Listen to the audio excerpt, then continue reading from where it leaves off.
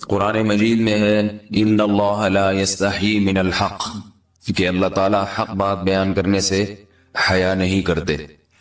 حدیث میں بھی بعض ایسے مسائل کو اللہ کے رسول نے بیان کیا ہے صلی اللہ علیہ وسلم نے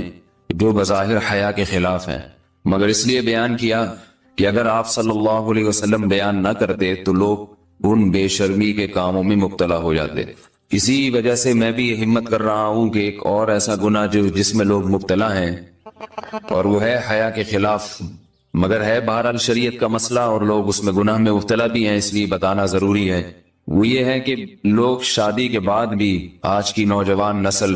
زوجہ سے، بیوی سے غیر فطری طریقے سے ہم بستری کرتے ہیں۔ انٹرنیٹ پہ بےہودہ فلمیں دیکھتے ہیں تو جو چیز انگریزوں کی دیکھ رہے ہیں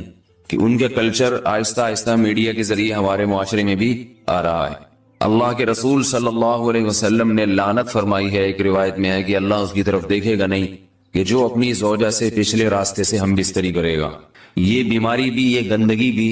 لوگوں میں پھیلتی جا رہی ہے، خاص طور پہ جن کو لڑکوں سے بدفعلی کی عادت پڑ جائے تو وہ زوجہ سے فطری راستے سے ہم بستری نہیں کرتے۔ اللہ نے فرمایا کہ نساؤکم حرث لکم،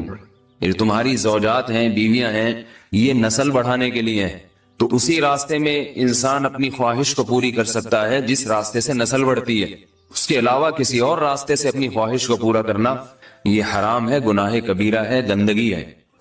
ہمارے پاس کیسز آتے ہیں، ایک پاک دامن لڑکی کی شادی ہوتی ہے، لڑکا بھی بظاہر بڑا نیک، لیکن کیا ہے، لڑکا چونکہ ٹھرکی ہوتا ہے، شہوت کا درندہ ہوتا ہے، تو وہ یہ نہیں دیکھتا کہ میں اپنی بری خواہش مٹانے کے لیے میں اپنی زوجہ کو غیر فطری طریقے پر مجبور کیسے کر سکتا ہوں، تو مجبور کرتا ہے پھر اپنی بیوی۔ اس میں جو عورتیں زیادہ پاک دامن نہیں ہو، نیک نہ ہو، یا ان کو یہ ڈر ہو کہ طلاق ہو گئی تو ہم کہاں جائیں گے، وہ پھر اپنے شوہر کے ساتھ اسی غیر فطری طریقے پر آمادہ ہو جاتی ہیں، اور اس کا عذاب اور اس کا وبال یہ ہوتا ہے کہ کچھ دنوں میں ان کو بھی اسی کی لت پڑ جاتی ہے۔ انسان جب بھی کوئی غیر فطری راستہ اختیار کرتا ہے، آخرت کا عذاب تو بعد میں، دنیا کا عذاب یہ آتا ہے کہ پھر اس کو لذت فطرت میں آتی نہیں ہے۔ تو جو راستہ اللہ نے رکھا ہے اس میں اس کو لذت نہیں آئے گی، وہ گندگی میں ہی گھسنے کی کوشش کرے گا، اس کی بھی فطرت خراب ہو جاتی ہے، اور جس کے ساتھ یہ بدفعلی کی جائے اس کی بھی فطرت خراب ہو جاتی ہے، وہ بھی پھر کسی کے قابل نہیں رہتے۔ تو اپنے جان پر رحم کرنا چاہیے۔ ہم انسان ہیں، ہم درندے نہیں ہیں، ہم گھوڑے نہیں ہیں، ہم گدھے نہیں ہیں، ہم جانور نہیں ہیں، ہم انگریز نہیں ہیں۔ انگریز نے تو حیا اور شرم کی تمام حدود کو توڑ دیا ہے، وہ تو درندے بن چکے ہیں۔ ہم تو درندے نہیں ہیں، ہم تو حلال کھاتے ہیں، پاک صاف رہنے کی کوشش کرتے ہیں، تو ہم ان کی جو